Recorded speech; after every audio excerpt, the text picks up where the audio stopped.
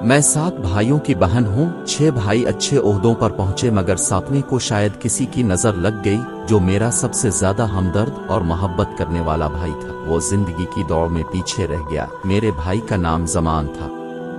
वो मेरे बाद दूसरे नंबर पर था, बाकी सारे छोटे थे। मेरी वालिदा की दुआओं से सब आला मर्तबा पर थे।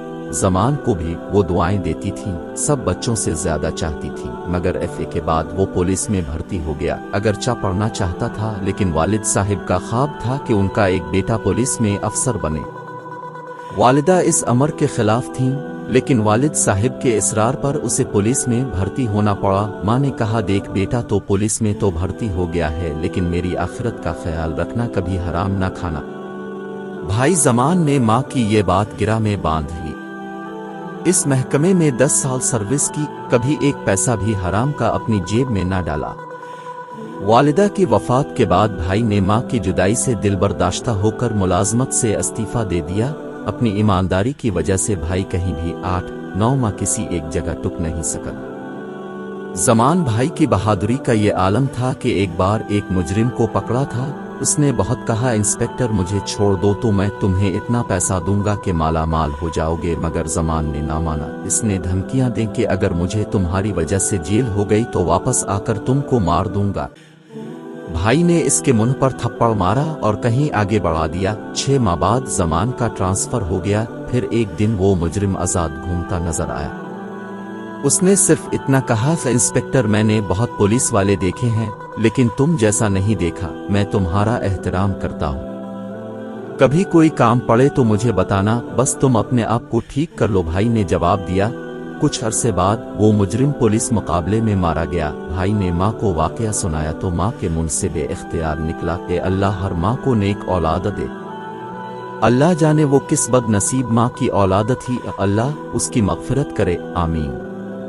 मेरी माँ एक नर्म मिजाज की खातून थी। जब बेटे किसी खतरे में घर जाते तो सजदे से सर ना उठाती, मगर उनको फोन पर यही कहती थी, बेटे कदम पीछे ना हटाना, बहादुरी दिखाना, बुज़दिली नहीं, वरना अपना दूध नहीं बख्शोहेगी। उम्मी जान हर वक्त वजू की हालत में रहा करती थीं। वो कहती थीं, मैं हर लम्हे अपने बच्चों की आफियत अल्लाह से मांगती हूँ और दुआएं करती हूँ, इसलिए वजू की हालत में रहना जरूरी है। मुझसे कहती थीं, मैं हर लम्हे अपने बच्चों की आफियत मांगती हूँ और दुआ करती हूँ, इसलिए वजू की हालत में रहना जरूरी है। मुझसे कह, बेटी तेरे भी 3 बेटी हैं, अगर उन्हें आला ओहदों पर देखना चाहती हो तो उन्हें बहादुर बनाओ और हमेशा वजू की हालत में रहने की कोशिश किया करो कि बावजू होकर दुआएं मांगी जाएं तो कबूल होंगी। जब मर्ग में मुब्तला हुई तो बेटों को इकट्ठा किया और कहा कि मेरे बच्चों, मेरे पास जो जेवर मेरे मैके का है वो मैं यतीम बच्चियों को देना चाहती हूँ। अगर मेरी औलाद में से किसी को इस पर एतराज हो तो बता दो, मैं इसका हिस्सा जो बना होगा दे दूंगी। हम 8 बच्चों ने एक ज़बान होकर जवाब दामा, अब जरूर अपना जेवर यतीम बच्चियों को दे दीजिए, हम में से किसी को कोई एतराज नहीं। फिर उन्होंने कहा, यतीम खाने में मौजूद 4 बच्चियों की शादी के इंतजामात हो रहे थे, उन्होंने ये जेवर उनको दे दिया। मेरे बेओहे की शादी हो चुकी थी, एक जमान बाकी थे। अमान उनके लिए लड़की की तलाश कर रही थी, मगर जिंदगी ने मोहलत ना दी। भाई को तो उनकी वफात से ऐसा धचका लगा कि दुनिया की हर चीज से दिल उचाट गया और नौकरी छोड़ दी। उनके आला अफसर ने कहा, ऐसी बेवकूफ़ी ना करो, मगर वो ना माना। मुझे भाई पर बहुत नाज था। दूसरी शादी के बाद वालिद ने इससे मुंह मोड़ लिया था। दूसरी शादी के बाद वो एक सिगंदल बाप बन गए थे। जमान से कहा कि तुमने नौकरी क्यों छोड़ी, अब इस घर से निकल जाओ, जहां चाहे रहो। जमान घर से चला गया, मगर इस्तीफा वापस ना लिया कि ये नौकरी उनके मिजाज के खिलाफ थी। अम्मा की लाज रखने के लिए जब तक वो जिंदा रही मुलाजमत से जुड़े रहे ताकि नाराज न हो। माँ को वालिद साहिब का बेटे के साथ नाराज होना गवारा न था।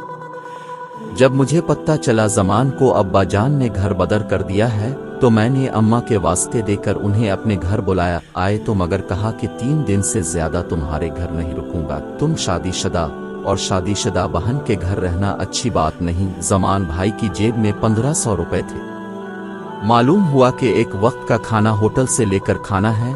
मेरी आंखें आंसू बहाने लगीं। अम्मा की मोहब्बत اور اس بیٹے سے ان کو ناز برداریاں یاد آنے لگیں۔ وہ خانسا ماں سے کہہ کر ان کی پسند کے کھانے بنوا کر کمرے میں رکھتی تھیں، نوکر سے کہتی تھیں کہ ہیٹر رکھ دینا، بیر سے آئے تو کھانا ٹھنڈا ہو جائے گا۔ ماں تھیں تو مہمانوں کا تانتا بندھا رہتا تھا کہ بیٹوں سے سفارش کرا دیں، اور اب یہ عالم کے کوئی سوالی در پر نظر نہیں آتا تھا۔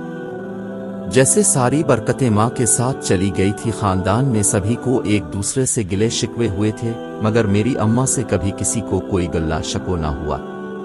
مگر والد اس امر پر بھی زمان سے خفا تھے کہ وہ ان کی شادی اپنے دوست کی بیٹی سے کروانا چاہیے تھے، اس طرح بیوی کے وسیلے سے زمان کی ترقی ہو جاتی، مگر انہوں نے وہاں شادی سے انکار کر دیا۔ ان کا یہ دوست دولت مند ضرور تھا مگر ایمان کی دولت کمزور تھی، سو بھائی نے اس گھر سے ناتا جوڑنے سے معافی مانگ لی، جبکہ ابا جان کہتے تھے تجھے اس سے کیا غرض، تیرا سسر کیا کرتا ہے، یہاں تو ہر شخص رشوت لیتا ہے، اگر تو نہیں لیتا تو یہ تیر ذاتی معاملہ۔ زمان بھائی نے کہا کہ یہ دولت دوزخ کا سودا ہے، ہم کیسے مسلمان ہیں جو ایسا کرتے ہیں، ہمارے دین نے اسے حرام قرار دیا ہے اور ہم اس کو نعمت سمجھ کر لیتے ہیں۔ ابا جان نے کہا لیکچر دینے کی ضرورت نہیں، اگر تم میرے دوست کی لڑکی سے شادی نہیں کرنا چاہتے تو ٹھیک ہے، اپنی مرضی کرو، اور میرے گھر میں تمہارے لیے کوئی جگہ نہیں، نکل جاؤ میرے گھر سے۔ زمان بھائی گھر سے نکل گئے اور چھوٹی موٹی نوکری شروع کر دی اور کرائے پر کمرہ لے لیا۔ ان کے دوست بہت اچھے تھے، انہوں نے رہنے کا انتظام کر دیا۔ چند دنوں کے بعد وہ سعودی عرب چلے گئے۔ جب مجھ سے ملنے آئے اور بتایا کہ میں سعودیہ جا رہا ہوں تو میری آنکھوں میں آنسو آ گئے، مشکل سے بھائی کو رخصت کیا، دعائیں دیں سلامت رہیں، اے اللہ کامیابیاں دے، آمین۔ فون پر رابطہ رہتا تھا، شروع میں ملازمت نہیں ملی، پھر کچھ دنوں کے بعد ایک فرم میں مل گئی تو مجھے بہت خوشی ہوئی اور اللہ کا شکر ادا کیا۔ زمان بھی بہت خوش تھا، اب تو اس کو بڑا گھر بھی مل گیا تھا۔ اب میں نے اس کو کہنا شروع کر دیا کہ بھائی اب شادی کر لو، مگر اس نے انکار کر دیا۔ وہ مسلسل انکار کر رہا تھا مگر مجھے اس کی طرف سے فکر رہتی تھی۔ آخر کار اس نے اپنے دوست کی بہن سے شادی کر لی۔ میں نے شکر ادا کیا کہ میرے بھائی